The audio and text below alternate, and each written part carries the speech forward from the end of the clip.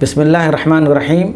ناظرین، اسرائیل اور غزہ کی جنگ میں اسرائیل کو نہ صرف یہ کہ بھاری نقصان کا سامنا کرنا پڑ رہا ہے بلکہ اس کی مشکلات دن بدن بڑھتی ہی جا رہی ہیں۔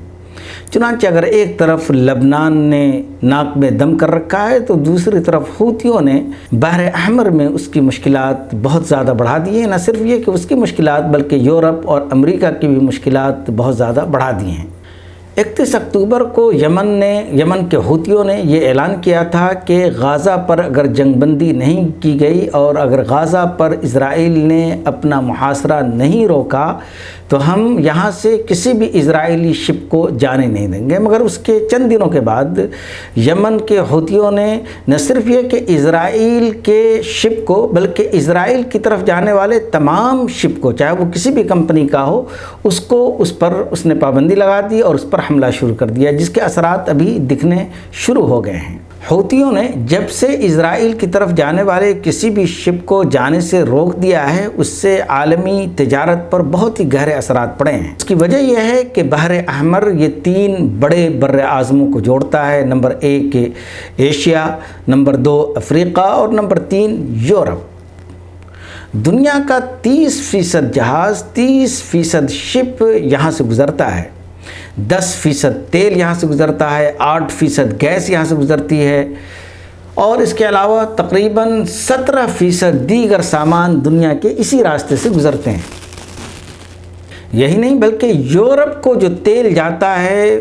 پورے عرب کنٹریز سے، اس کا 60% حصہ وہ اسی یمن کے راستے سے گزرتا ہے،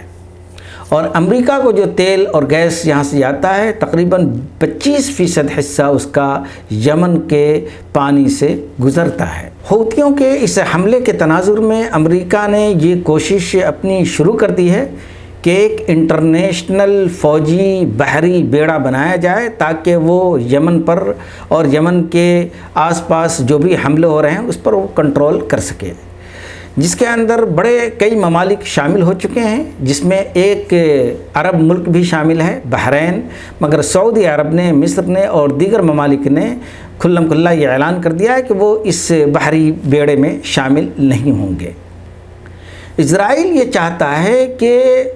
ایک انٹرنیشنل فورس بنائی جائے جو بحر احمر پر پوری طرح کنٹرول کرے۔ اسرائیل یہ چاہتا ہے کہ بحر احمر پر عربوں کا کنٹرول ختم ہو جائے، یمن کا، بحرین کا، قطر کا، اسی طرح دیگر جو ممالک جو بحر احمر سے لگے ہوئے ہیں وہ سب جو کنٹرول کر رہے ہیں ان کا کنٹرول ختم ہو، بلکہ اس پر انٹرنیشنل کنٹرول قائم کیا جائے اور پھر اس کے راستے سے کوئی بھی شپ کبھی بھی گزر سکے، اس کو یقینی بنایا جائے۔ چنانچہ اسرائیل کا یہ مقصد ہے کہ عربوں کا کنٹرول ہٹ جائے اور انٹرنیشنل کنٹرول وہاں پر آ جائے،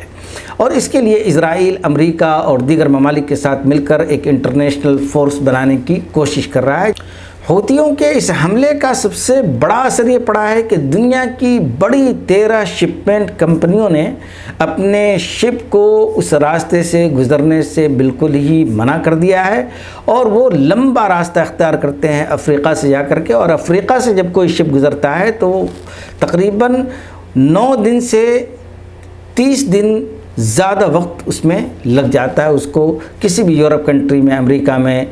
یا اسرائیل میں پہنچنے کے لیے۔ اس کا عالمی تجارت پر جو اثر پڑ رہا ہے وہ یہ ہے کہ $9.6 بلین کا عالمی تجارت پر اثر پڑے گا۔ دوسرا اثر یہ ہوگا کہ یورپ کے اندر تیل مہنگا ہو جائے گا، اسی طرح امریکہ کے اندر بھی تیل مہنگا ہو جائے گا۔ تو حوثیوں کے اس اقدام سے نہ صرف یہ کہ اسرائیل کو گھاٹا ہے بلکہ یورپین کنٹریز کو اور امریکہ کو بھی اس سے زیادہ گھاٹا ہے، کیونکہ جب تیل مہنگا ہو جائے گا تو سارے سامان وہاں مہنگے ہو جائیں گے، اور یہی وجہ ہے کہ ابھی پوری دنیا تل ملائی ہوئی ہے کہ کسی طرح یمن کے پاس جو حملے ہو رہے ہیں اس حملے کو روکا جائے، بجائے اس کے کہ وہ اسرائیل کے حملے کو روکتے، غزہ کے اندر جنگ بندی کی پیش قدمی کرتے، وہ یمن کے اندر چاہ رہے ہیں کہ انٹرنیشنل فورس بنایا جائے اور وہاں پر پیش قدمی کرتے ہوئے یمن کے حملوں کو روکا جائے۔ اسرائیل پر اس کا کیا اثر پڑ رہا ہے؟ اس کا جو گہرا اثر پڑ رہا ہے اس کا یہ اندازہ اس بات سے لگا لیجئے کہ صرف جارڈن اور مصر سے خشکی کے راستے سے اسرائیل تک سامان پہنچتا ہے، وہ بھی بہت ہی تھوڑا سا۔ باقی اس کا 95% جو سامان آتا ہے پوری دنیا سے وہ شپ کے ذریعے آتا ہے، اور جب شپ ہی اسرائیل نہیں پہنچ رہا ہے تو اسرائیل کی اکنامی پوری اقتصادی اس کا اقتصادی بحران پورا اور گہرا ہوتا جا رہا ہے، اس کی اکنامی پر بہت ہی خطرناک اثر پڑتے جا رہے ہیں، اور یہی اثر ہوا ہے کہ ایلات پورٹ جو ان کا سب سے بڑا پورٹ ہے وہ 80% تک تقریباً ابھی خالی ہے۔ یہ امریکن اخبار ٹائمز کی رپورٹ ہے۔ یمن امریکہ اور اسرائیل کے گلے میں ہڈی کی طرف پھنس گیا ہے، چنانچہ امریکہ اور اسرائیل چاہتے ہوئے بھی یمن پر حملہ نہیں کر سکتا، کیونکہ یمن پر اگر حملہ کر دیا تو ایران انوالو ہو جائے گا، اور جب ایران انوالو ہو جائے گا تو پھر اس پورے خطے میں جنگ کی آگ بھڑک سکتی ہے، اور یہ امریکہ اور اسرائیل نہیں چاہتا کہ پورے خطے میں جنگ کی آگ بھڑک جائے اور پھر یہ عالمی جنگ میں تبدیل ہو جائے۔